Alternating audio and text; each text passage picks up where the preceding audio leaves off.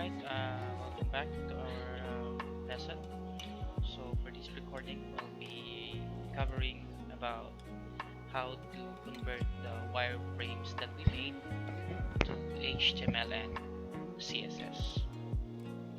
So just to things to remember, so there are a lot of elements from HTML and properties from CSS. So um, I trust that you explore them and hopefully you study beyond our topic um, because what we can cover in this whole course is only the basics and fundamentals. So in this lesson or recording, you will know how to lay out your HTML and to convert the wireframe that you have created into a working HTML and CSS page. As for the elements, we may cover some of these: the section, the nav, the header, the footer, and some of the input elements.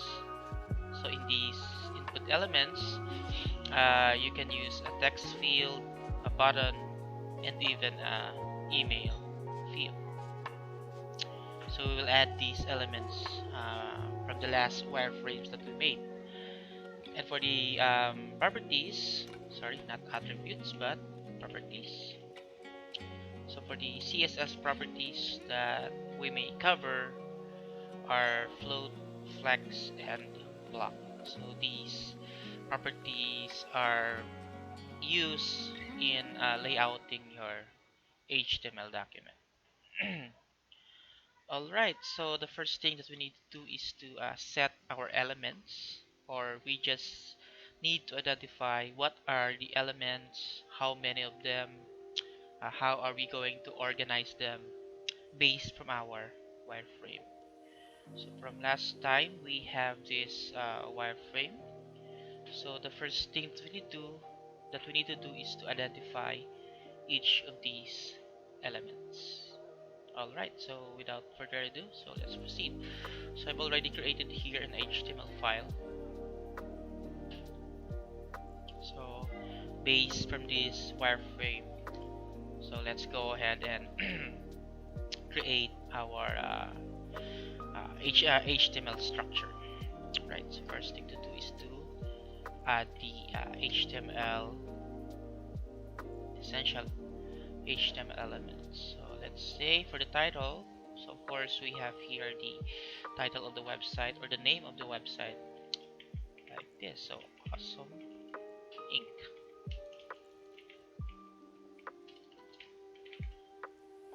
Alright, just like that. So when you try to lay out or create a layout for your website, what we need to do first is to create a wrapper element.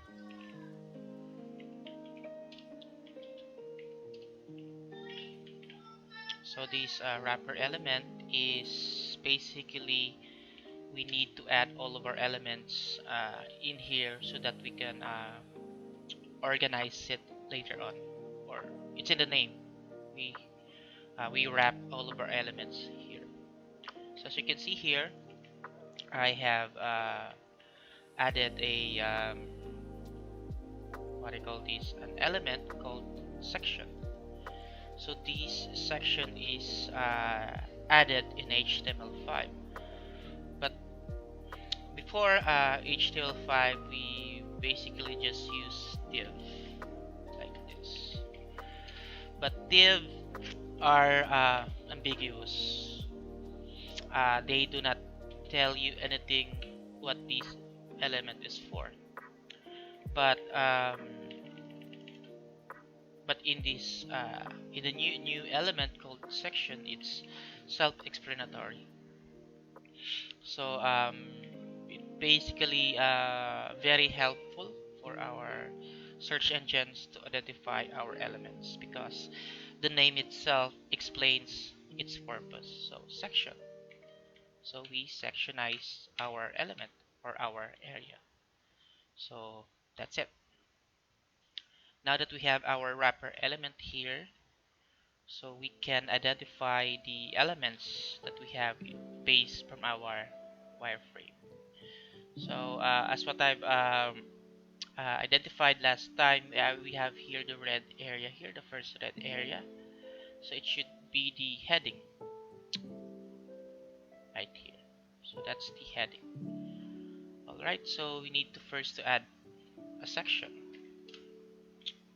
and we will add a class to identify the section as heading.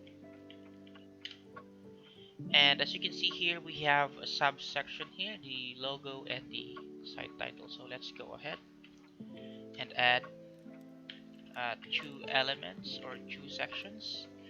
They are the logo and they are the site title.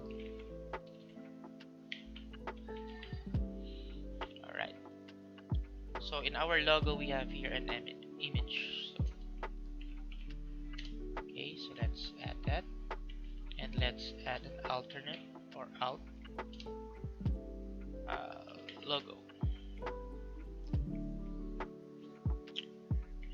So for the site title, we have here a huge text here, so that's basically we'll need to add an H1, and the text awesome, but we have here the ink as lowercase, but the ink here has an underline, so let's add a span. So this span will be used to add an underline in the word ink. Alright, so the heading section is now done. So let's proceed with the links here, or the navigation. So for the navigation, we'll just use the element nav.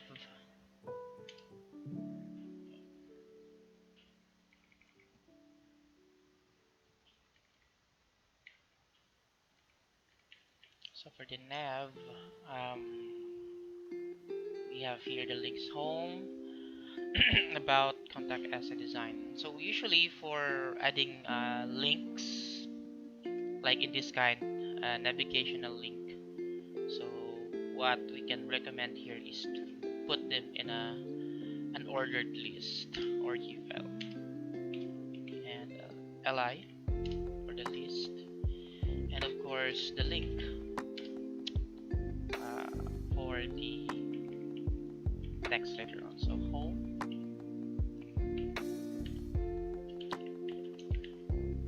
and we have 4 links: about, contact us, and designs. Alright. So next is our hero. So this hero, this area, and we have basically two subsections. So the banner here and these 4 columns here. And these 4 columns, I mean this subsection has another 4 subsections. Let's do that. Let's say class, then hero, and we have here our banner. So that's the huge image here. And after our banner, we have here our 4 columns. So section. So basically, if you name your sections, or when you try to add the class name, so I recommend it should be relevant to its purpose. So you just don't add random names there, here and there. So it's very recommended to add a relevant name. So let's say columns, column dash 4. I think that would be a fitting name. and each of the columns contains um, 4 text, so maybe a paragraph.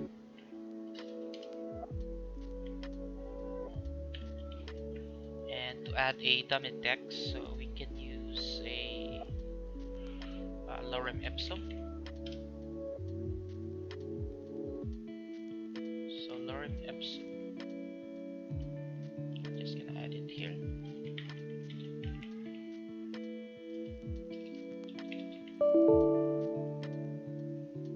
So we use lorem ipsum to add a dummy text, just for the sake that, for the purpose that to fill in our content.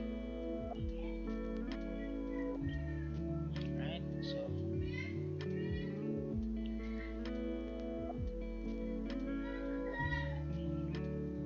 alright, so let's add this text.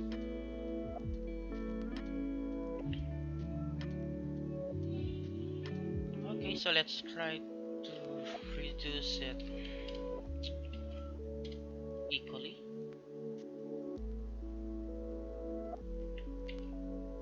Right?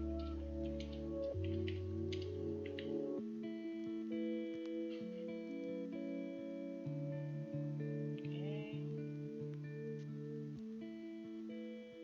Yeah.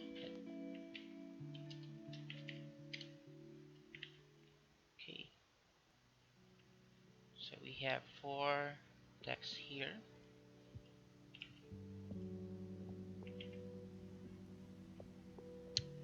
The next is to identify the newsletter.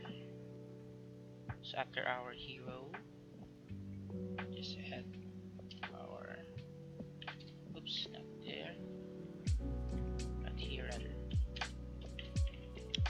So section, and we have here our newsletter. So as you can see, it's always working on the wireframe. It's always be top to bottom. Okay, for our newsletter, we have here the fields, and then we have somehow some text here, maybe just to have a note or something to entice our user or customer to register. So for the first subsection, we have here the class sign up. Then let's add 2 fields, and then I forgot to add here the register or a button. So for the first one, it's email, and the second one is let's say first name, and the last one is a button, so it should be a submit, so submit button. Then the next subsection is the let's say the text, or let's say class, let's say sign up now, or sign up text. That's it. Or we could also add your sign up form, and the other one is sign up text. Okay, I think that would be fitting. Then the sign up form, let's add a paragraph here. As you can see here, it has this squiggly line, so that means it should be a text. So again, lorem ipsum. Okay, so I think,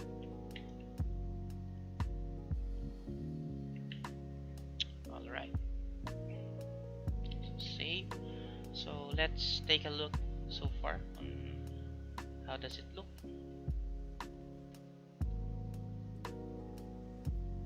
Okay, so far it doesn't do anything, just display all of those texts, but hopefully later it would look closely to our wireframe. Right, and lastly we have here our sitemaps. All right, so section, class, and sitemaps or sitemap. Then we have here our links here, or so these are text. So actually these are links since it's a sitemap, right? So okay, so let's add a section. We have here 3 sections. So let's add it a class for external links. And for the external links, we have here the UL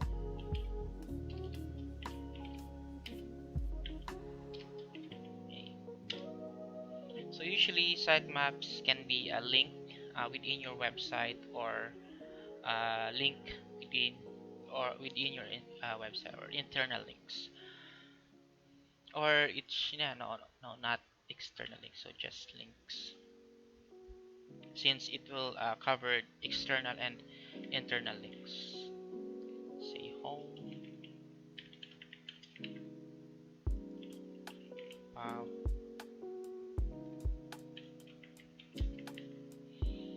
what else, contact us, and designs. And maybe we could add, so of course it's 3 columns. So let's say Google.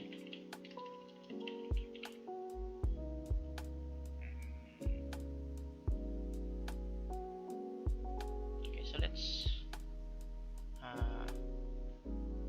add a text here.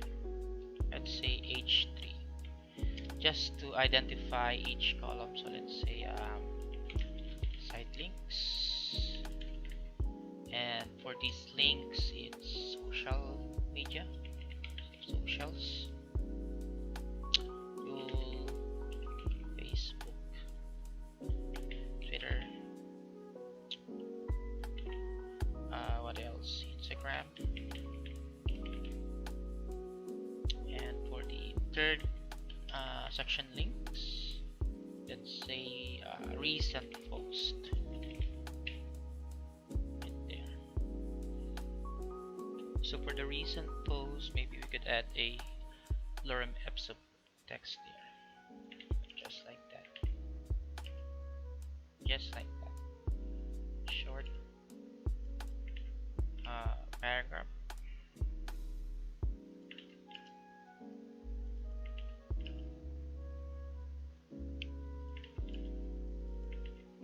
Alright, so save it, and right there. So so far we have successfully identified our elements based on our wireframe. So again, you have to identify each section first.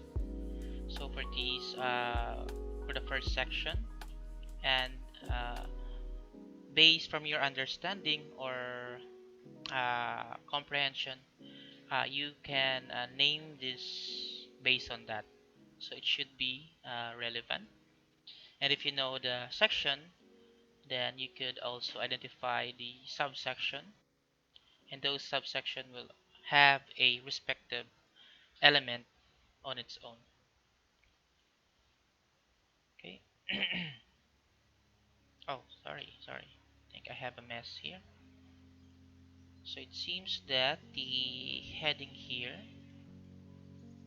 I closed it.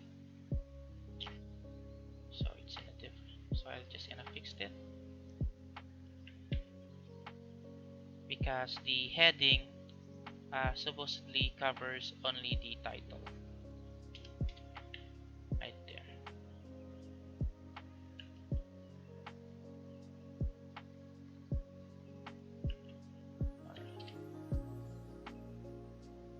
So again, as you can see here, if I click on the opening tag, it automatically identifies the closing tag.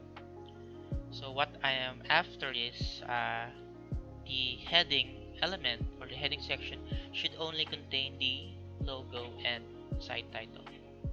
That's why I have to move the closing tag of the heading element or heading class uh, just about here.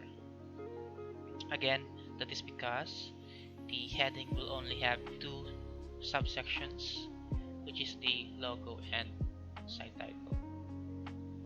Alright. And also for the navigation here, uh, it should only contain the links home, about, contact us, and design. And again, for as a recommendation, if you are going to put up a group of links, it is recommended to use a unordered links so that later you can organize them very neatly when you work with your CSS. So we have again, just to reiterate it again, we use here the nav. So this nav is a new element in HTML5, and it is semantics. I forgot the name. So semantics. So semantics is basically means it describes itself. So for the element nav, so you'll know that this element is for navigation purpose, because the name itself is it explains itself. Right, again we have here the section. So we have here the hero, and the hero section should only contain uh, basically two subsections. We have here the banner, which is this one. I forgot to add the image, or no, so let's just put it like that. So we'll just add a background image instead of using an actual image element, just like what we have here in the logo section. Alright, so I'm going to submit this HTML code in our VLE later. So for the next recording or lesson will be on the CSS part, where I will demonstrate on how to implement the CSS so that our website will look closely to the wireframes that we have created. As you can see right now, it doesn't look like anything, or doesn't look beautiful or enticing. So later on we will apply a CSS for this. Okay, so thank you for watching. So we'll just see you on the next recording.